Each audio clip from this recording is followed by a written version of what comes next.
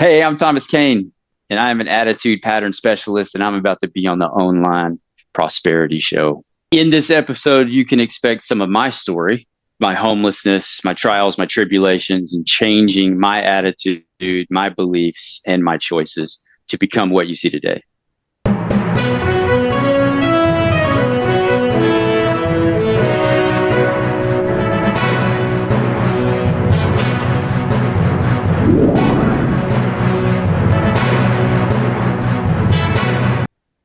Ladies and gentlemen, welcome to yet another exciting episode of the Online Prosperity Show, your number one destination for exclusive stories and breakthrough solutions that help you conquer the real life struggles of health, wealth, and relationships. I'm your host, Prosper Taruvinga, and today I think we've got something extraordinary.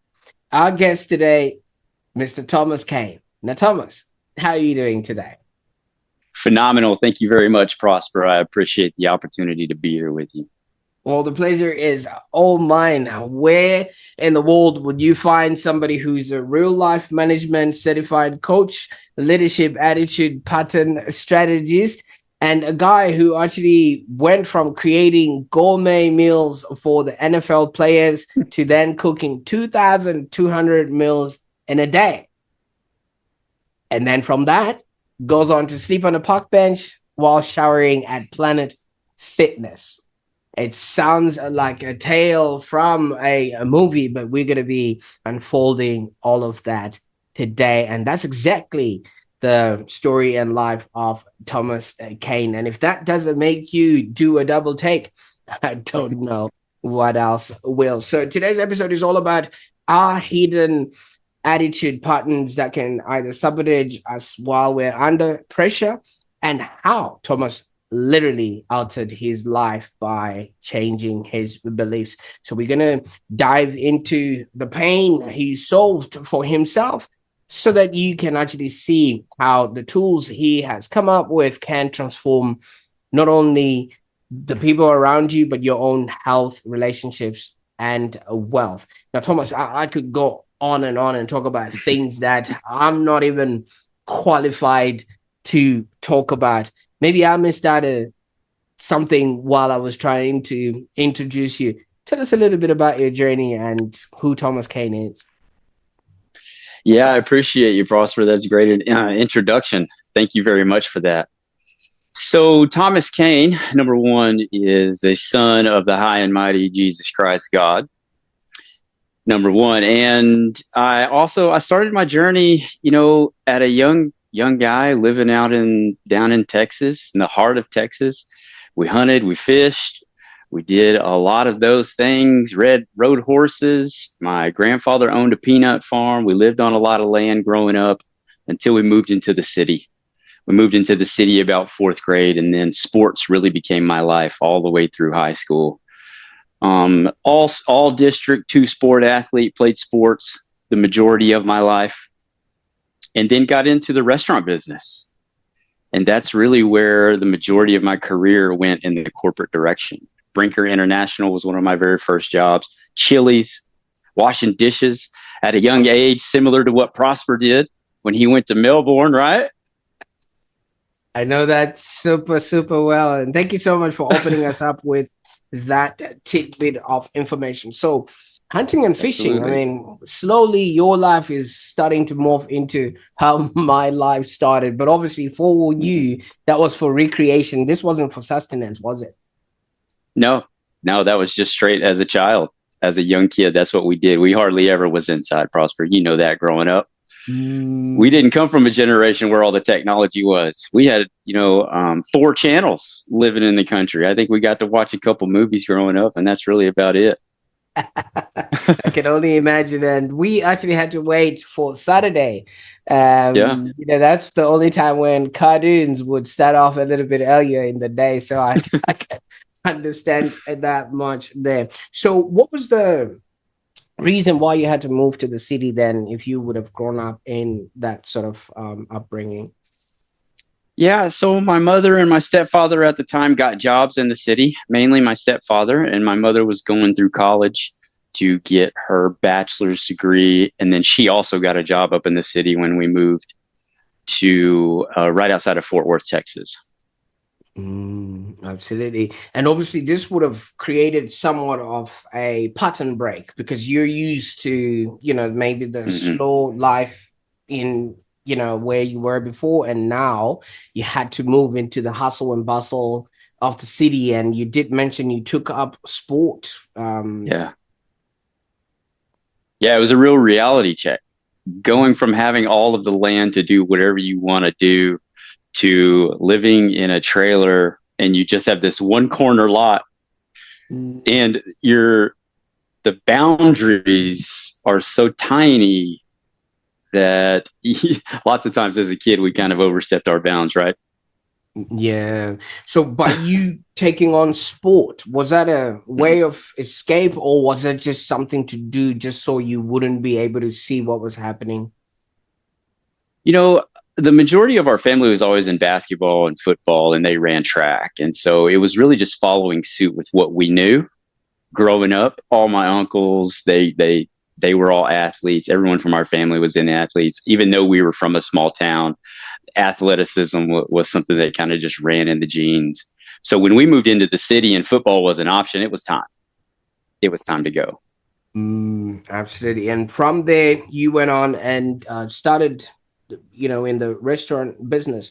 What was the lure to that type of work? Was there any inspiration or were there people around you that were doing that or was that just the No, money? not at all. Right out of high school, my very first job was washing dishes at Chili's, the Chili's Brinker International Concept. And then I honestly got that job just because my best friend got that job. And I was like, hey, why don't we just hang out there too? Right. And so started washing dishes. And then 1 year later was leading the kitchen. Another year after that, opened two separate restaurants in the culinary direction. And then another year after that, entered into the corporate training aspect of Brinker International and started traveling around to opening Chili's. Chili's was the concept, but restaurants for Brinker International. And what was some of the highlights? I mean, obviously now you are in a position no longer Mm-hmm. having to scrap chilies off of pots and pans, but you're actually teaching other people to, Sure. how to function. Yeah. Yeah, I've always been in the training industry, but it was always for a corporate environment. And it wasn't until after I was with Chili's for almost 10 years, and it wasn't until after I left Chili's and the Brinker International concept where I did a deeper dive into the culinary arts direction.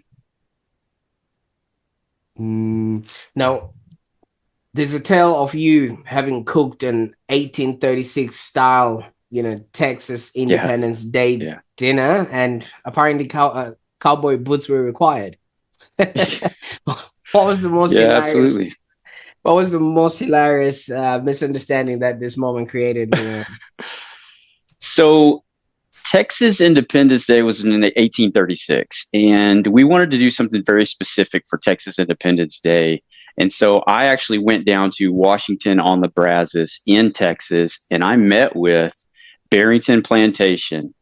There's a group of individuals that have master's degrees in history, and they actually go to this plantation every day. They dress from the 1800s, they sew their own clothes, they cook from the 1800s, they have ancient seedlings, they have 1800 cookbooks, everything from that time period. And so I really submersed myself in that in order to create a menu when I was the executive chef for a restaurant that really hit home. And we really wanted to give true, authentic 1836 style food. And so when I met with Barrington Plantation, we were actually able to bring a menu back that really hit that on that nail on the head. And it was so fun just bringing that heritage, bringing the ancient seedlings. And if you're not familiar with what an ancient seedling is, 97% pure original seed, no genetically modified. That's all that this plantation actually grows in their fields. It must be 97% pure seed. So if what you're saying is 97% of pure seed, what are we growing then? Exactly, right? That's a whole different question, isn't it? I mean, we could go on for days about what's in our food, right? But I mean, we'll digress into and stay on topic here. I But could. yeah, it was an amazing journey. I actually brought in some music from the time period as well. I brought in one of the historians from the plantation in order to narrate the food as it was coming out. We did a four-course dinner and also a dessert to highlight what they were eating during that time period. It was we sold out. It was a great experience, and I wouldn't change it for anything in the world. I said cowboy boots required. We're in Texas. It's necessary to at least own one pair of boots, right? Well, I'm saying a hat and a cowboy hat, I suppose, is Absolutely. part of the ensemble. Otherwise, what are you even doing there? Now, Yes, absolutely. in all this time, you've actually managed to feed celebrities, churches, Yeah, NFL stars. sure. But in 2021, something happened. I'll let you go into that a little bit. What was what Yeah. was that, and how did that completely change who you've become now? So in 2021, I was actually in my second marriage at the time, and things just started getting very toxic. Unfortunately, our marriage did not survive the toxicity and we needed to part. So I actually ended up losing everything that I had ever worked for. And by the end of the year in 2021, I was homeless, sleeping on park benches. So we had accumulated together through inheritance and things that we have worked for around $6 to $8 million in assets. And then I was homeless by the end of the year, like I said, sleeping on park benches. And at the time, going through this, I then became in distress and I became very depressed whenever I lost everything I'd ever worked for. can only I can only try and see what those cowboy boots would have felt Mhm. like, Yeah, especially going through that sort of yeah, time. But I, I can sure. I can try and see the pressure that would have been coming Mhm. from the kitchen scenarios is a pressure cooker in and of itself, and I can Yeah, then try and imagine how that would be happening, especially when you're also trying to run a relationship and a sure. life all at the same time. Now, maybe you can walk us through what was actually happening that would have maybe brought us to that particular situation. Sure, I was 303 pounds. I was under psychiatric care for bipolar manic depressive. Mm. And I actually got a job back into the restaurant business at a local restaurant so that I could eat. And luckily, the business consultant at that restaurant was international speaker, founder of real life management, founder of multiple companies. And as I'm working at that restaurant, he comes to me and says, "Hey, tell me your story."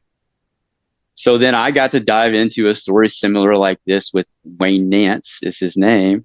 And he took me under his wing. And for the past 4.5 years, he has been my best friend. And he actually showed me through the system how I send and receive information, my priorities in communication, my secondaries, who I am under stress, who I am in distress. And in 8 weeks of working the system and the program with him as my coach and mentor, I was able to start getting off all of my bipolar medication and stop seeing the psychiatrist. Then the journey really started. Mm. And go ahead.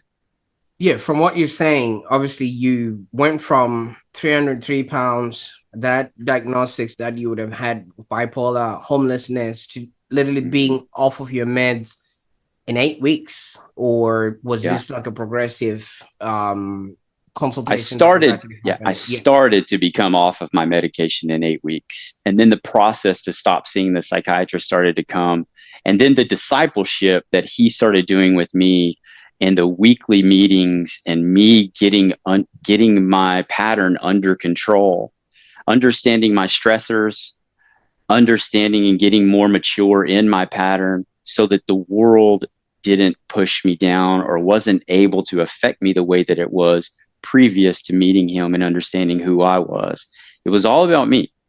And I had to get control of me before I could start doing anything else, before I could be a good father, before I could be a good leader, before I could do any of those things. I had to get me under control. Absolutely. And usually, when you're flying, they say you want to put your mask on first in order for you to be able to then help those that are Yeah. around you. Maybe you can take us inside that moment of clarity of realizing Mhm. that I had to take maybe ownership or be the one to take a lead in what was now happening. What woke up inside of you?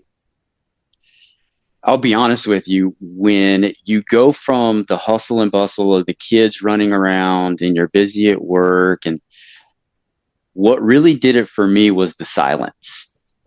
When I'm sitting there on that park bench in the middle of the night and there's no noise and you just hear the crickets, you had nothing but to deal with yourself. I really had to audit. Okay, this is the second divorce. This is the second time, not this case scenario, but this was the second time in my life that things like this have happened to me. What about me do I need to understand deeper? And I had to start auditing. What am I doing? What is it about me that I'm doing? And when I started working with Wayne and real life management, everything started to unfold. My weaknesses were structure, organization, boundaries, and details. Well, coming with that is also following a budget that it gains clarity on your finances. And then I was also a procrastinator at times in some things. And so working with Wayne and him helping me understand what my weaknesses were, and then doing the very uncomfortable work in a homeless state in order to gain clarity and in order to get better control. I really, again, had to self assess and just audit myself and say, well, we need to do this because number one, I don't ever want to be in this situation again. Number two, I need to be more well rounded. And thank you so much for taking us there because obviously because fish don't see the water that they swim in. And Mm-hmm. you obviously would have had experts around you. I mean, the psychologists, the doctors, all giving you or leading you towards something. Why Wayne? Why then? Why that exact moment? Why did the real life management tools really strike a chord for you at that particular moment? And do you know what I mean? Because Absolutely. yeah. So I now know that God was the complete contributing factor in order to put all of this together. I could not have done this on my own. I was placed in the wilderness in order to understand my purpose. Wayne is the driving force of now unlocking what my purpose is and now to help the people. And we'll get into that a little bit deeper dive later. But I was placed in that wilderness for a very specific reason. And it's not until you lose everything can you then do anything. And when Wayne was placed into my life during that very specific time, this program is what clicked for me. It wasn't DISC. I've tried DISC. I have tried Myers-Briggs. I had tried all these other things to help me understand who I was, to give me the framework to start working and to be a better individual. It took me losing everything and being in this wilderness in order for me to, number one, find my faith, and number two, be placed with Wayne. And then it all just came together. So obviously, when the student is ready, Yeah, the teacher appears or the circumstances start working towards that. But we're talking 8 million here. That's a lot of money for you to just say, sure. "Oh wow, that was on me." Sure. Yeah, I take full responsibility. We can sit here and go, it's 50% this and this and this, but no, it's 100% the leader of the family. And I wasn't that. You could also look at your job, what was expected of you. The stress is messy. It's actually a hidden monster for a lot of people. I mean, is there a misconception that people carry, especially when it comes to stress management, that you wish you could maybe shout out from the rooftop now that you know what you know? Identifying and becoming aware and gaining control of what your actual stressors are Each individual person has their own pattern of how they send and receive information. Prosper, your stressors are going to be different than my stressors. But being able to identify what they are so that you can have control of them, the awareness is the superpower. Now, when I feel the emotion, my emotion is my body's reaction to what my mind is thinking. I immediately go, okay, what is going on in my head? If I'm feeling this, what is happening here? Because there is a correlation. If this relationship is having some conflict, why is this relationship having conflict? So I have to go back. What is happening here? What is happening here? So it all goes back to understanding the patterns and having the awareness of where your emotions are taking you and what your thoughts are doing. No, Thomas, I mean, you had a clean cut out of this. You cleaned yourself up, not homeless anymore, and you've gotten back into the swing of things. Any normal person would have been like, you know what? I've done my part. I'm gonna sit around and chill. But you went on and wanted to teach or coach other people. Why is that? It changed my complete existence. It changed the way I father. It changed the way I friend. It changed the way I communicate. If my story can impact somebody, one person in this world to say, hey, look, just because your circumstances are what they are, that doesn't define who you are. You can get through any situation. Prosper, I went on 2024 of last year. I was in 2 car accidents. February of last year, I was in 1 car accident that totaled the vehicle with my kids in the car. Everyone is safe. Thank the Lord. I herniated 3 discs in my thoracic region and I tore my rotator. Again, I could have stopped there, but because I understood my stressors, I know who I was under stress. I know who I am in a distress position. The wheelchair wasn't going to stop me. The hospital bed wasn't going to hold me. So then I'm going into a little bit later in 2024. I'm coming out of the rehab.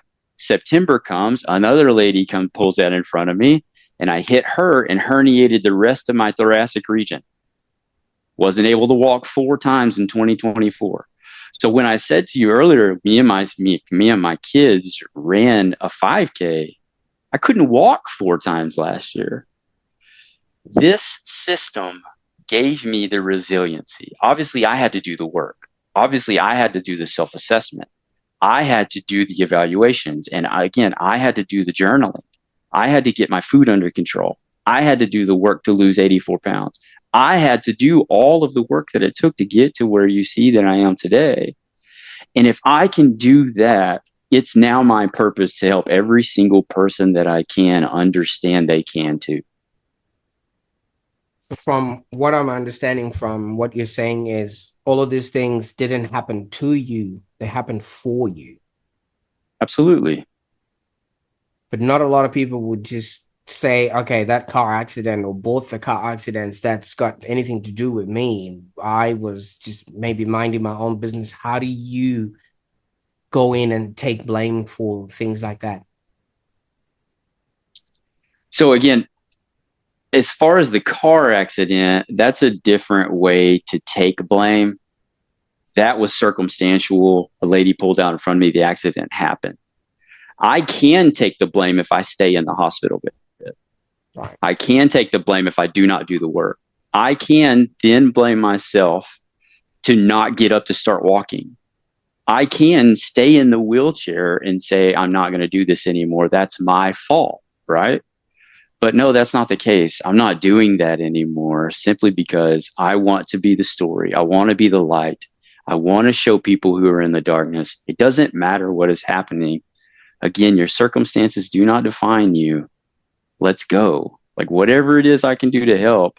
And so that, again, that is my purpose, to help people understand who they are, how they send and receive information, how their pattern affects health, wealth, and relationships, how their pattern and their beliefs together affect their choices. I plan on spending the rest of my life in order to help people understand that. Maybe you can start by now. What is real life management? Real life management is the only company that has been able to identify what the core attitude pattern of an individual is. The tools that Wayne Nance built identifies 200 pages of information in 3 minutes with 92% accuracy. So it's A plus B plus C equals D. Your core attitude is 50% of why you make the choice that you do. Your belief system is 30%, which comes from the pattern. Your choice is only 20% of what's happening to you, and the D is the destiny or the decision that you make.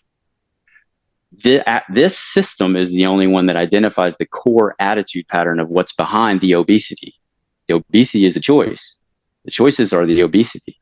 Depression is the choice. Well, what's causing the depression? What is happening in the distressed position in that pattern that is causing the depression?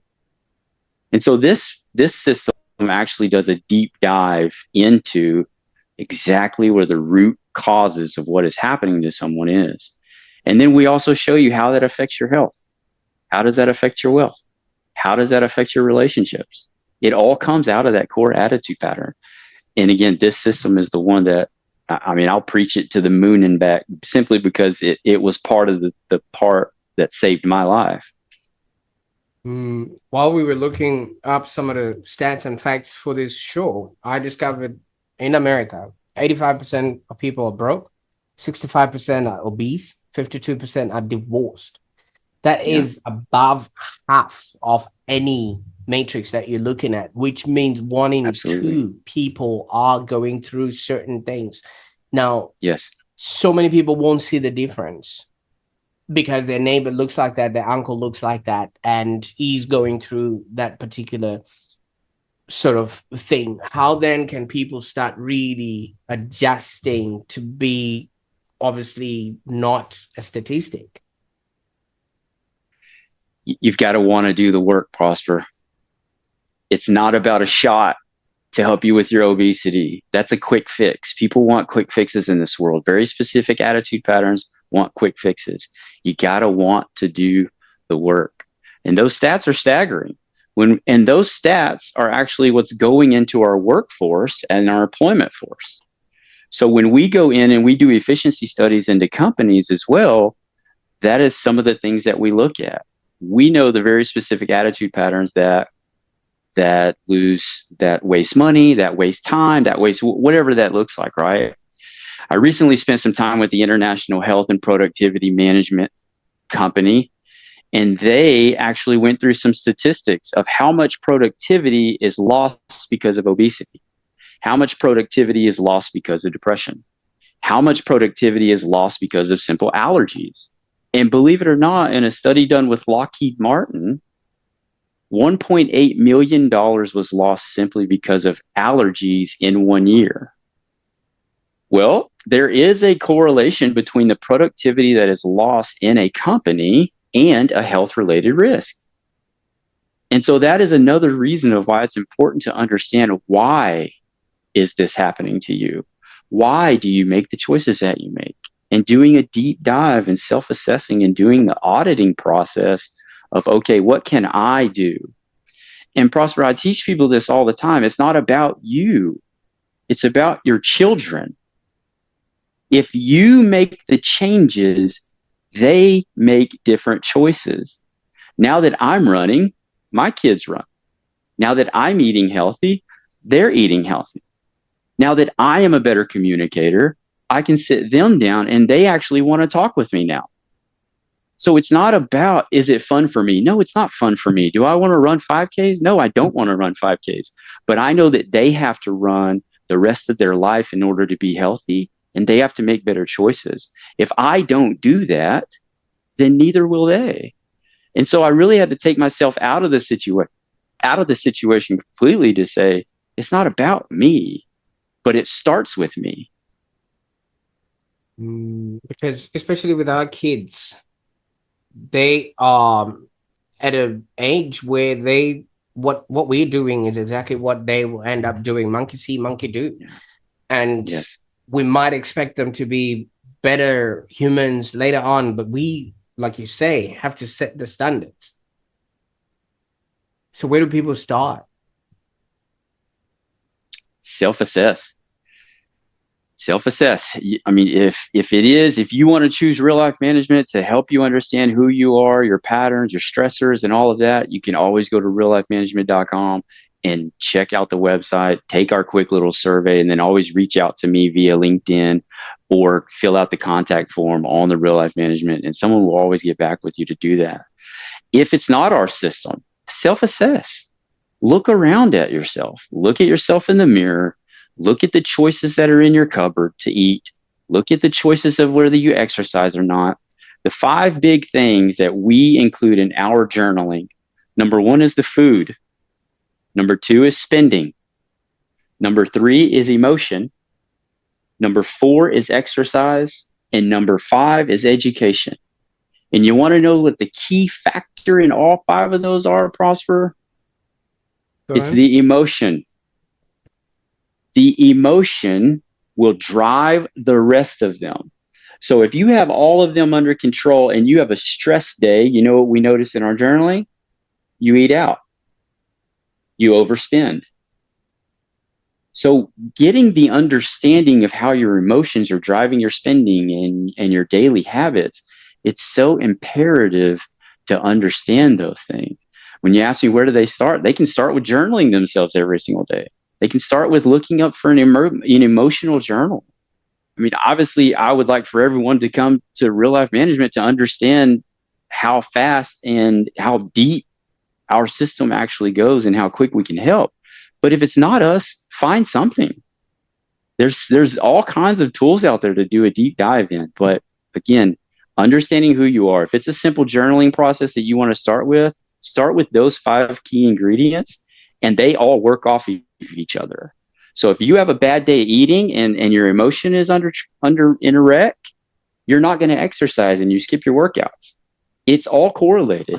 And the education is what you're learning for the day or your spiritual journey or whatever that looks like.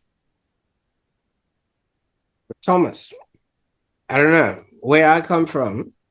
I mean, where I am right now, we live in a world where food is readily available in a can or in a package, and the spending is easy because you can just do 4 easy payments of something that possibly you might not need tomorrow, but hey, it's convenient. And the emotions are regulated by the black devices that we seemingly cannot, detach ourselves from. And the exercise, there's so much convenience, man. If I want to order food, I don't necessarily even need to think. I could just reach out for my phone and then somebody has it on my doorstep before it's too late. And the education, hey, I just send my kids where they get told, yay, everyone is a winner. So how can anyone win when everything else has been systemically set up in such a way that is very convenient? Yeah, there's only one word that answers that, and it's discipline. It's discipline to want to make the changes for your legacy. Not for the day, not for the week, not for the month, not for the year, but for your legacy, for your kids. Because again, I teach and I'll preach this until it's the end of my time. It's not about us. It's not about me. It's not about you. It's about what we do so that our children make better choices. But that one word is discipline. And I heard this thing the other day. Jim Rohn said, if you have an idiot and you motivate him, you have a motivated idiot. You have a motivated idiot. But if you instill discipline in someone who legitimately wants to make a difference in their lives and the ones around them, that's not motivation. That's discipline. And that's routine. And that's structure. And that's organization. And that's getting your finances under control. That's becoming better with your relationships, being a better communicator, all of the things that are important. Absolutely. And obviously it takes, it starts with you really taking full ownership that the buck stops with you, and you will then be doing the things that will enable you to have a happier existence in the future. But I mean, obviously you started off, from your culinary days, when you're making food, there's certain steps, there's certain procedures, there's certain ingredients. If you don't use the right ingredients and the right pacing, sometimes the food doesn't come out well. You know, the timing, the cooking, the management of the whole process. You know, for you to cook a meal, you need maybe 5, 6 different pots going on at the very same time. Have you Absolutely taken this concept into your coaching and helping people really manage? Because sometimes it gets a bit overwhelming. it can be overwhelming, but once you dive into a system and a program, it's very 1, 2, 3, 4, 5. And it's customized to that person's pattern. So there's no more guessing.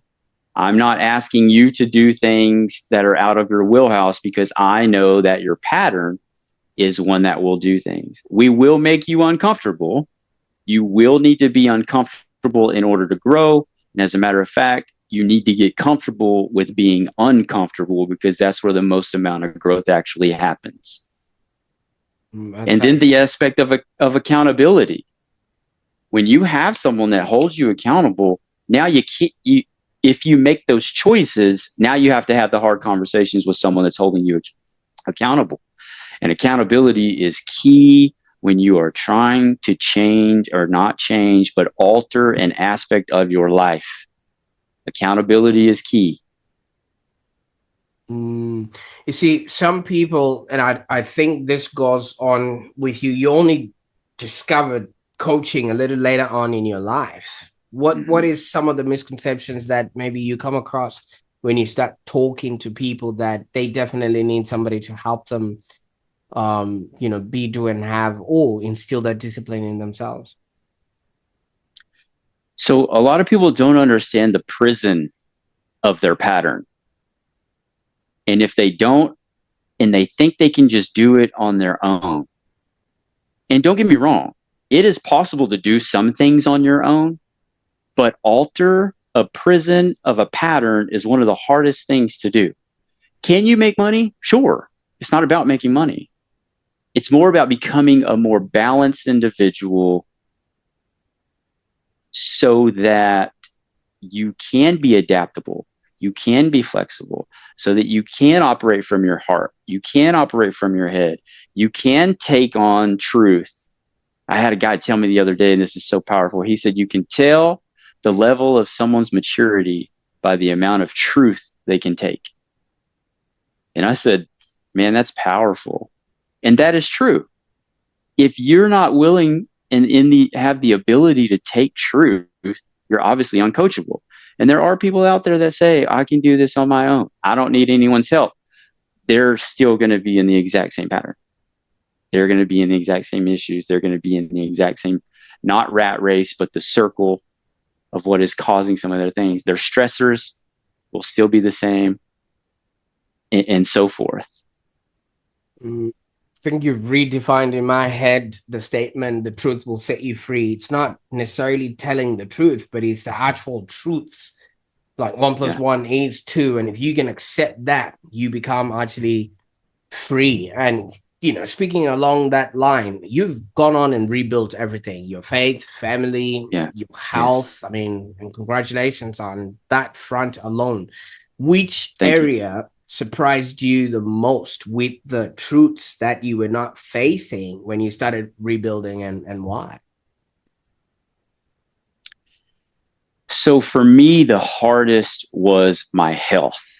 I never had a problem making wealth, but I always had a problem understanding how it correlated to my health. And the depth of how important your health is. When I started losing the weight, I actually started having more money in my account. When I started losing the weight, I was actually had better relationships. When I understood the importance of health, not just health, you have to have an annual blood work. If necessary, you have to have access, other heart tests done. You can't just dive into this exercise program being 300 pounds and just think that you're going to be able to fix it overnight. That's not the case. It's an entire structure. It's an entire plan.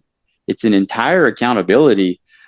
But for me, the health aspect was one of the hardest things, and the mind blowing aspect of how deep of a dive you really need to go, because you are at risk at 300 pounds to get out there and take off running. If you're having some heart problems, or if your blood work states that you're pre-diabetic, there are lots of things that need to change in your nutrition before you just take off running. And for me, understanding how important the health aspect of things was what was mind blowing to me the most. So you can't do well if you don't feel well, and No. it's just one of those things that you might think you're on top of things, but the moment you run out of breath and you can't even sit around in a conversation like this, you Yeah, start becoming sure. uncomfortable, and it just stops you from quite a lot of things, moving ahead and things of that nature. So thank you so much for bringing out that truth. Because so many people don't quite understand that. Yeah. But Thomas, somebody might say, well, I'm not from Texas. I haven't been homeless.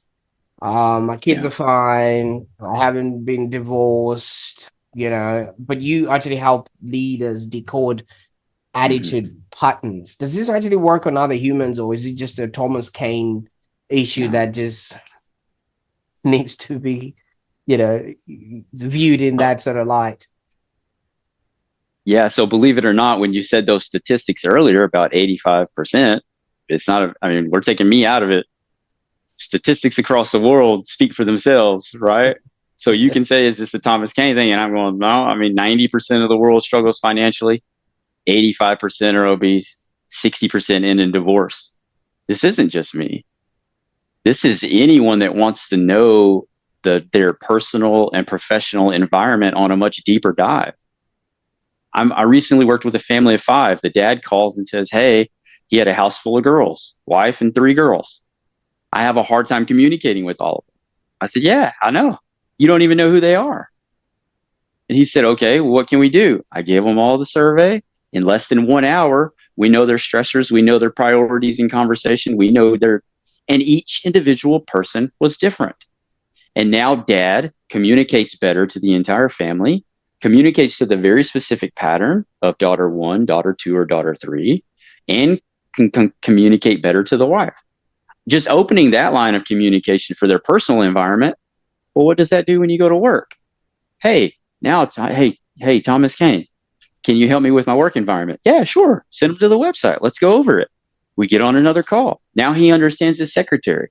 Now he understands the CEOs he's an investor. Now he understands the CEOs that are in some of his organizations. And then we can do an efficiency study to say, these are the patterns that you have in your business. So it's not just about me. It's about now understanding why the statistics are even created, and then identifying and understanding the people in all of your environments. This is for anyone and everyone. Thomas, when they say things happen to you, they mean it. And just looking at your scenario, somebody might come to you and say, but Thomas, you wouldn't understand. You've never been divorced. You've got the receipts. Somebody might say, you wouldn't understand. You've never run a business. You'd be like, they are the receipts. Somebody might say, you wouldn't understand. You've never been in a car accident. And you'd be like, do you want me to show you the receipts to that one as well? You wouldn't understand. You haven't been homeless. And how do you then maybe talk to people that maybe will be thinking, I think in Australia, we've got a statement that says, should be all right. Things will figure themselves out, or things like that. I don't think I'm going to need to undergo any of these things. Yeah, I'll let you know right now, I'm very short on handling excuses. When people say to me and they try to give me some of these things like, well, I couldn't run. I'm like, what? Were you in a hospital? Were you in a wheelchair? Did you get in a car accident? Oh, no, I woke up late. And I'm like, whoa, what?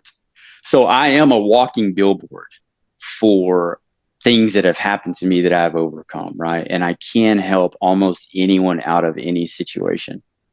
We haven't even got into the aspect of suicide or violence or some of those things, because in that time period, of when I was going through a lot of those things, I had suicidal ideologies. I wanted to take my life.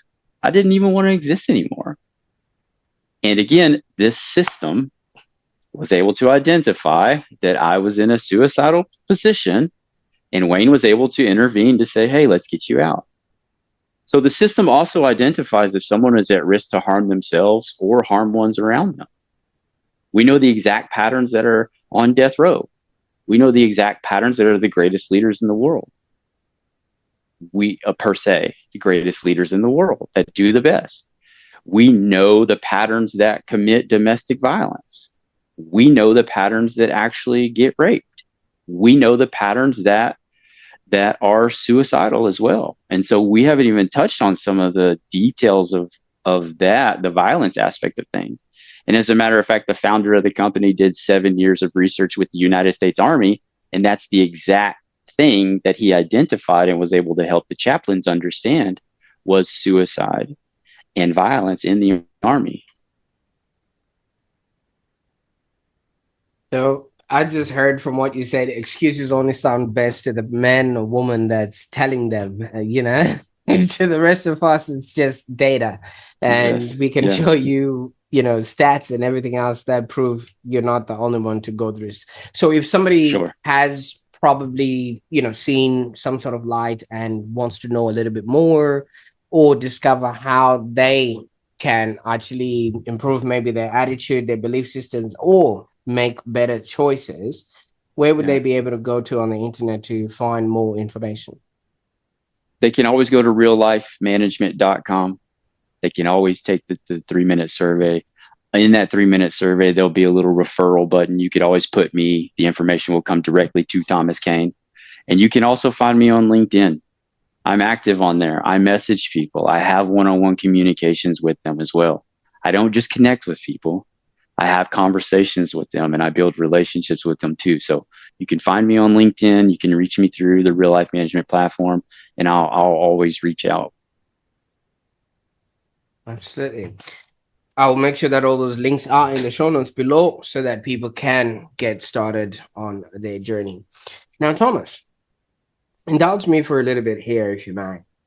You see, Okay. where I come from, this time around, I'm talking about the African roots. We undergo an activity, when you get to about age 16 or age 13, age 16 for guys and age 13 for girls, you're called in by the village elders, and then they proverbially tap you on the shoulder and they say it's your turn to lead now. And obviously you undergo certain heart strengthening activities or life changing sort of things just to create a pattern break so that you Yes. can then go on and be the leader of yourself, your family, and everything else that happens in your life. And some people in some cultures call that somewhat of a rite of passage. Some people call that an initiation. And from there, you can now engage and become an adult. Whereas in the first world, and I'm going to say this with utmost love and respect, people just grow up. Sure. You go from kindergarten, you go to high school, go to university, and then you go for a job, you get married, you get kids, maybe you divorce or you get a disease, and then that's your life, Yes. all through that without some sort of a pattern break that then happens, which then gives you or realigns you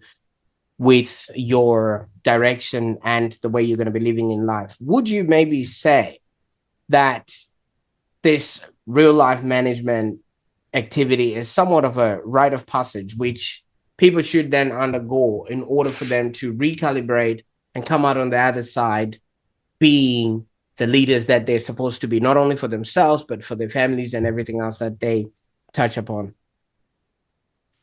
100%. I think that for me and all the things that I've been through, this was the most eye-opening experience and process that I have went through to understand the ones around me. So I am now the teacher. I am now the leader. So I'm not expecting them to do the things for my pattern. I am now expected to do the things and communicate to theirs. I now know where they're going to be weak, and now I can coach and teach in that area. This system, again, it takes away all of the guessing. And first of all, I want to say I think that that's great that in that culture that they do that type of pattern break. And I think it's very important to do it at that young age. I just set my 12-year-old daughter in front of the survey and she looked up the words and I got her pattern. And you know what? It's different than mine and it's different than her mom's. And so now I can go to meet the teacher at her 12 years old and say, this is who my daughter is. These are some of the weaknesses that she's going to have. This is where she's going to be strong. Here's where we need to coach and teach. And there's no more guessing. Now all of the teachers are on the same page as what I'm doing at home or what we're doing. And the teachers are now on the same page with that pattern. And then the teachers say, hey, well, can you help me with me? And I'm like, yeah, sure, let's do it.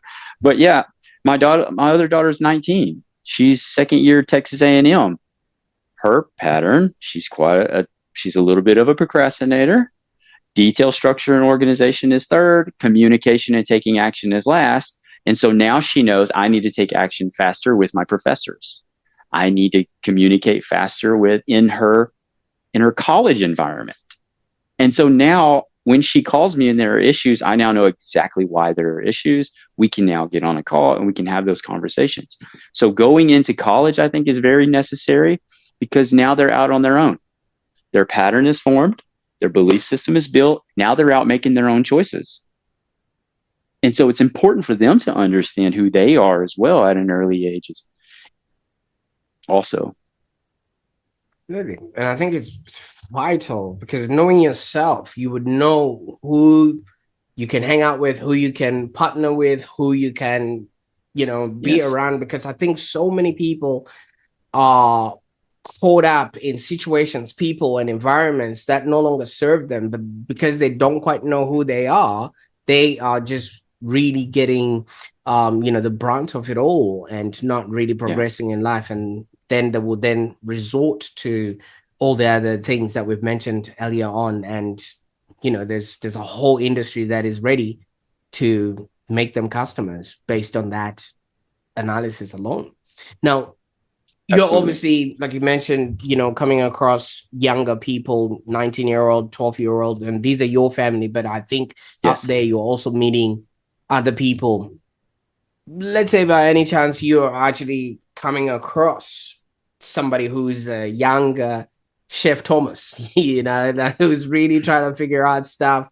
Just, I don't know what you were doing in the kitchen there and things of that nature. Mm-hmm. And, just right before you hit rock bottom, what's the one thing that you would tell them now that you know what you know about life?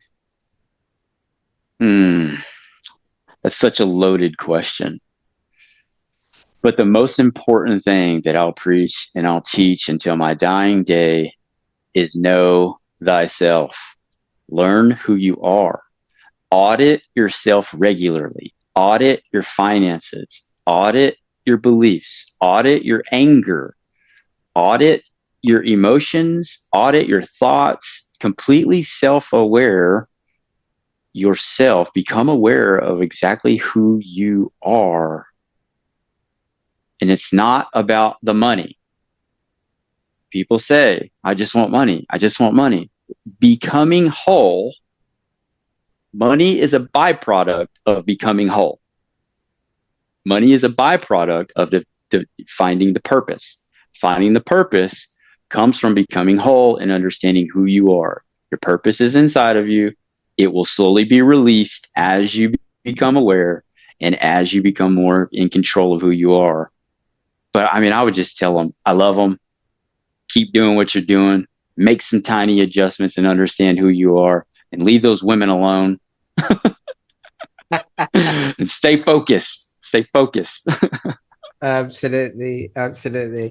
Well, Thomas, I can't thank you enough for the time that we spent on this call today. Your life story, your experience, and what you've now built, it's just that beacon that a lot of people need. And not only are you just holding it on to yourself, you're leading, you're speaking, and you're coaching, and you're also helping others do and have a happier existence. And kudos to you, man, for having, put it all together.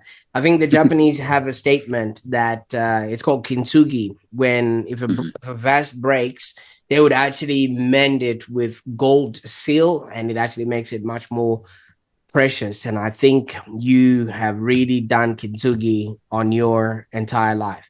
But now that you've brought us into your world, what's next? What can we expect that you're working on that we can be excited about and help you celebrate in the future? Yeah, so currently, again, I'm working with the investors to understand the people around them. We are also trying to do a deep dive into colleges and universities. With all of the shootings and all of the violence and all of the things that are happening across the world, a tool to identify who is at risk to pull the trigger is important.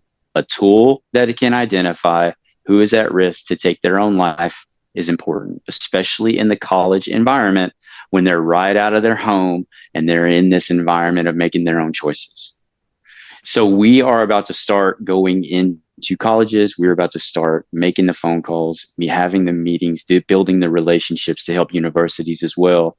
So that is something that is going to be in the future that, you guys could always support us with. Oh, absolutely. I mean, this is amazing. Something that started off as 1836 Texas style Independence Day has now become a worldwide phenomenon. Yeah. And it just keeps going and giving all the way there. I don't know, man, but whatever it is that you did for yourself, you're now passing that on to the rest of the world. And for that, I really thank you for the journey that you took and also being on the Online Prosperity Show today. Thank you very much, Prosper. And I want to give the most of this recognition to Wayne Nance. He is the one that created the entire program and the system. We're just now a group of us, the son-in-law and a few of us we want to continue his legacy, and we want to continue his purpose and what he's doing. Absolutely. I really appreciate that acknowledgement and things of that nature.